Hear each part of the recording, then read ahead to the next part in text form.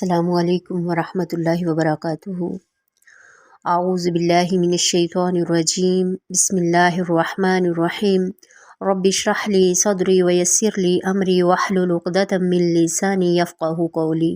Rabbi यस्सिर वला तुअस्सिर वतम्मिम bill खैर या रब्बल आलमीन। इन्नल्लज़ीना कफ़रू सवाउन अलैहिम अअन्ज़रतहुम अम लम तुनज़िरहुम ला युमिनून। इन्नल्लज़ीना बेशक वो लोग कफ़रू जो काफिर हैं सवाउन बराबर है अलैहिम उन पर अअन्ज़रतहुम कि आप उनको डराएं अम लम तुनज़िरहुम या ना डराएं ला युमिनून वो ईमान नहीं लाएंगे। बेशक वो लोग जो काफिर हैं आपका डराना या ना डराना उन पर बराबर है, वो ईमान नहीं लाएंगे। ख़तमल्लाहु मोहर लगा दी अल्लाह ताला ने अला क़ुलूबिहिम उनके दिलों पर व अला समइहिम और उनकी समात पर व अला अबसारिहिम और उनकी आँखों पर ग़िशावतुन भारी पर्दा है वलहुम अज़ाबुन अज़ीम और उनके लिए बड़ा अज़ाब है। अल्लाह ताला ने उनके दिलों पर मोहर लगा दी, उनके कानों पर और उनकी आँखों पर भारी पर्दा है और उनके लिए अज़ाब अज़ीम है। इन्ना बेशक आयत के शुरू में ये आता है इन्ना का लफ्ज़, और अल्लज़ीना इसमें मसूला है, इसकी वाहिद अल्लज़ी है, और काफ़ारू इसका रूट वर्ड जो है ये काफ़ारा है, ये ईमान की ज़िद है। यानी और सवाउन जो है ये बराबर है, यकसा मसावी मसावात उर्दू में भी इस्तेमाल होता है, दो चीज़ों का बराबर होना। इसका रूट वर्ड जो है सीन व या है। अलैहिम इसके अंदर दो लफ्ज़ हैं अला और हुम।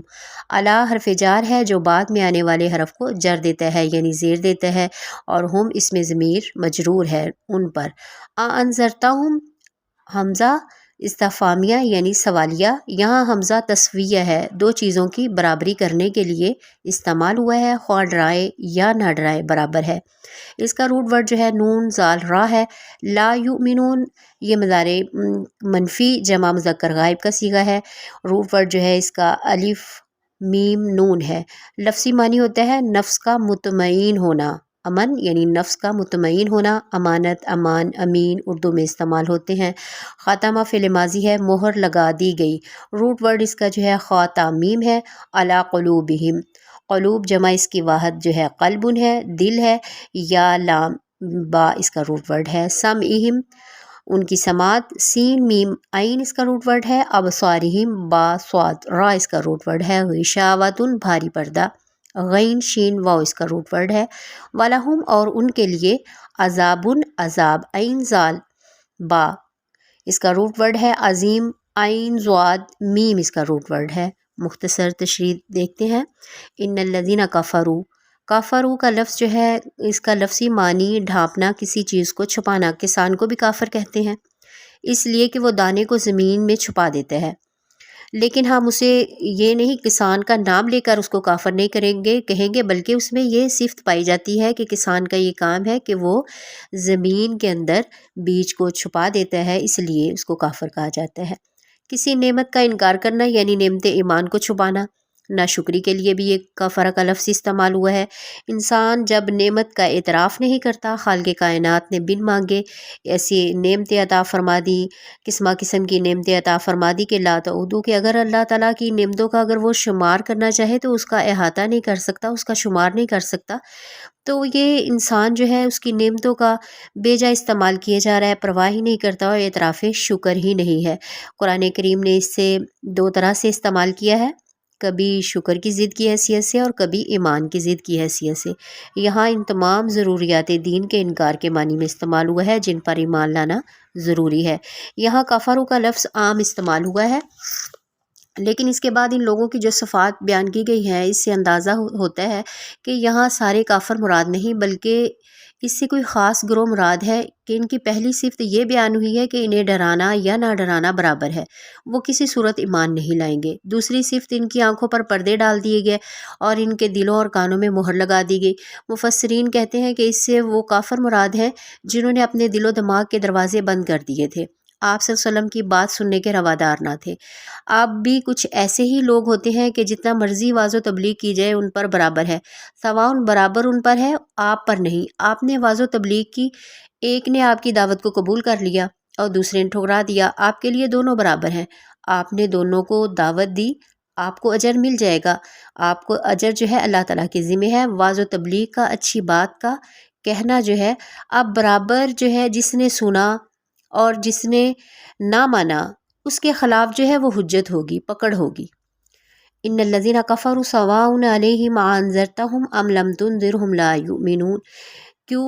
اب یہاں انذرتہم ام لم تنذرہم، لفظ انذار ایسی خبر دینا جس سے خوف پیدا ہو، جیسا کہ ابشار ایسی خبر دینے کو کہتے ہیں جس میں سرور پیدا ہو، اردو میں اس کا ترجمہ ڈرانے سے کیا جاتا ہے، مگر در حقیقت ڈرانے کو انذار نہیں کہتے بلکہ ڈرانا جو شفقت و رحمت کی بنا پر ہو، جیسے اولاد کو آگ سے، سانپ، بچھو سے اور درندوں سے ڈرایا جاتا ہے۔ انبیاء کو خصوصیت کے ساتھ نذیر کا لقب دیا گیا کہ شفقت کے ساتھ آئندہ آنے والے مصائب سے ڈراتے ہیں، جس طرح ایک ڈاکٹر اپنے مریض کو دوا اور پرہیز کے فوائد اور بد پرہیزی اور بیماری سے غفلت کے نتائج سے آگاہ کرتا ہے، اسی طرح رسول بھی اپنی قوم کو اپنی دعوت کے ماننے اور نہ ماننے کے فوائد اور نتائج سے آگاہ کرتا ہے۔ لیکن کچھ لوگوں پر کچھ بھی اثر نہیں پڑتا، میں نہ مانوں کی گردان پر قائم رہتے ہیں۔ یہ ایسے لوگ ہیں جو ایمان نہیں لائیں گے۔ ختم اللہ علی قلوبہم وعلی سمعہم وعلی ابصارہم غشاوۃ ولہم عذاب عظیم۔ کفر و معصیت کی مسلسل اس کا ارتکاب کرنے کی وجہ سے ان کے کان بات سننے کے لیے آمادہ نہیں اور نگاہیں کائنات میں پھیلی ہوئی رب کی نشانیوں کو دیکھنے سے محروم ہے، تو اب وہ ایمان کس طرح لا سکتے ہیں کہ جو اللہ تبارک و تعالیٰ نے ان کو نعمتیں دے رکھی ہیں ان کا وہ صحیح استعمال ہی نہیں کر رہے۔ ایمان تو انہی لوگوں کے حصے میں آتا ہے جو اللہ تعالیٰ کی دی ہوئی صلاحیتوں کا صحیح استعمال کرے۔ علم کے 3 دروازوں سے داخل ہوتا ہے، جو علم ہوتا ہے وہ 3 دروازوں سے داخل ہوتا ہے، ایک دل ہے، کان ہے، آنکھ ہے، یہ علم کے دروازے ہیں۔ اب ان پر مہر لگا دی جائے، ان کے دروازے بند کر دیے جائیں، آنکھوں پر پردہ ڈال دیا جائے، اب آدمی کو ہدایت ہی نہیں مل سکتی جب کسی چیز کو پیک کر کے مہر لگا دی جاتی ہے کہ کوئی چیز اس میں داخل نہیں ہو سکتی اور کوئی چیز باہر نہیں آ سکتی۔ اس کا مطلب ہے کہ ہدایت ان کے دل میں داخل نہیں ہو سکتی۔ ایک حدیث میں ہے کہ انسان جب کوئی گناہ کرتا ہے تو اس کے دل پر ایک سیاہ نقطہ لگ جاتا ہے، جس طرح سفید کپڑے پر ایک سیاہ نقطہ انسان کو ناگوار نظر آتا ہے، اور اگر اس سیاہ نقطے پر وہ اور نقطے لگاتا جائے یعنی گناہ پہ گناہ کرتا جائے تو پھر اس کا دل جو ہے مکمل طور پر سیاہ ہو جاتا ہے۔ اب اس کا یہ حال ہو جاتا ہے کہ نیکی اور بدی میں اس جو وہ امتیاز نہیں کر سکتا، اس میں پہچان نہیں کر سکتا، اور بدعمالیوں اور سرکشی جو ہے ان کے دلوں کا زنگ بن جاتی ہے۔ اس ظلمت و سیاہی کا نام جو ہے قرآن کریم میں رانا آیا ہے، کلا بل ران علی قلوبہم۔ ان دونوں آیتوں سے معلوم ہوا کہ کفر اور ہر گناہ کی اصل سزا تو آخرت میں ملے گی، مگر بعض گناہوں کی کچھ سزا جو ہے دنیا میں مل جایا کرتی ہے کہ دل اس طرح مہر بند ہو جاتے ہیں اور آنکھوں کانوں کی صلاحیتوں سے انسان اس طرح محروم ہو جاتا ہے۔ یہ اللہ تعالیٰ کا ایک عذاب ہے جو اس کی نعمتوں کی ناشکری اور ایمان کی ناقدری پر ملتا ہے، اور آخرت میں عذاب عظیم، بہت بڑا عذاب ہوگا۔ اللہ تعالیٰ سے دعا ہے کہ اللہ تعالیٰ ہمیں ایسے لوگوں سے محفوظ فرمائے اور ہمارے دلوں کو قرآن کی بہار بنا دے، نور ایمان سے ہمارے دلوں کو منور فرما دے اور ہمارا خاتمہ بالایمان فرما دے۔